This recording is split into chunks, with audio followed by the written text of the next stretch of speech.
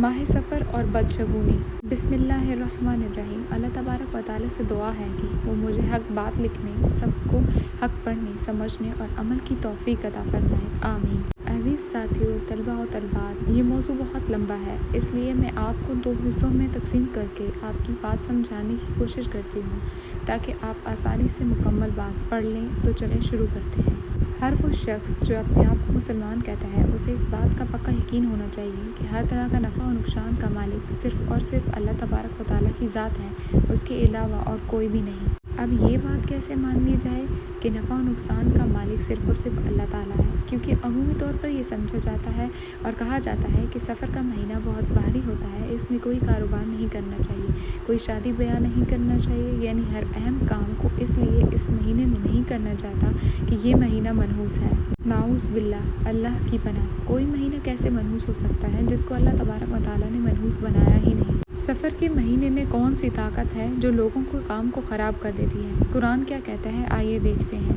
قرآن مجید فرقان حمید کو تو الحمدللہ رب العالمین سب مانتے ہیں، اور یہ بھی مانتے ہیں کہ یہ اللہ تبارک و تعالیٰ کی طرف سے ہے، یہ بھی مانتے ہیں کہ یہ بالکل برحق ہے، اس کا ایک ایک حرف سچا ہے۔ تو چلیں قرآن کو کھول کر دیکھتے ہیں کہ سفر کا مہینہ نقصان کا ہے یا نہیں، یہ بھاری ہے یا نہیں۔ سورۃ اعراف آیت نمبر 188 میں اللہ تبارک و تعالیٰ ارشاد فرماتے ہیں کہ آپ نبی صلی اللہ علیہ وسلم کہہ دیجئے، میں تو اپنے نفع و نقصان کا مالک بھی نہیں سوائے اس کے جو اللہ چاہے، اور اگر میرے پاس غیب کا علم ہوتا تو بہت ساری بھلائیاں اکٹھی کر لیتا اور مجھے کوئی تکلیف نہ پہنچتی۔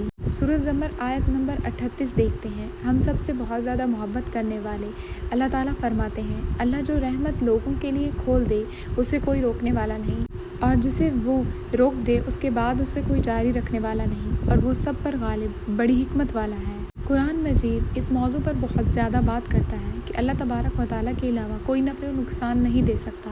سوچتی ہوں کہ اللہ تعالیٰ کو پتہ تھا نہ کہ میرے ایسے بندے بھی آئیں گے جو مہینے کو نفع و نقصان کا مالک سمجھنے لگ جائیں گے۔ ایک اور آیت دیکھتے ہیں، سورۃ فاطر کی آیت نمبر 4۔ اور اللہ تبارک و تعالیٰ کو چھوڑ کر کسی اور کو مت پکارنا جو تجھے نہ نفع پہنچا سکے اور نہ نقصان پہنچا سکے۔ اگر آپ نے ایسا کیا تو آپ ظالموں میں سے ہو جائیں گے، اور اگر آپ کو اللہ تعالیٰ نقصان پہنچائے تو اس کے علاوہ اسے کوئی دور نہیں کرنے والا، اور اگر وہ آپ کی خیر پہنچانا چاہے تو اس کے فضل کو کوئی ہٹانے والا نہیں، وہ اپنا فضل اپنے بندوں میں سے جس کو چاہے عطا کر دے۔ اور بے شمار آیات ایسی ہیں، لیکن حاصل کلام کیا ہے؟ ان سب باتوں سے کیا سمجھ آیا؟ ہمارا عمل کیسا ہونا چاہیے؟ یہ آپ نے کمنٹ سیکشن میں بتانا ہے۔ کرنے کا کام صرف یہ ہے کہ اللہ تبارک و تعالیٰ کی ذات کو ہی اپنا نفع و نقصان کا مالک سمجھنا ہے، بس۔ ہاں جی، بس یہی کام کرنا ہے۔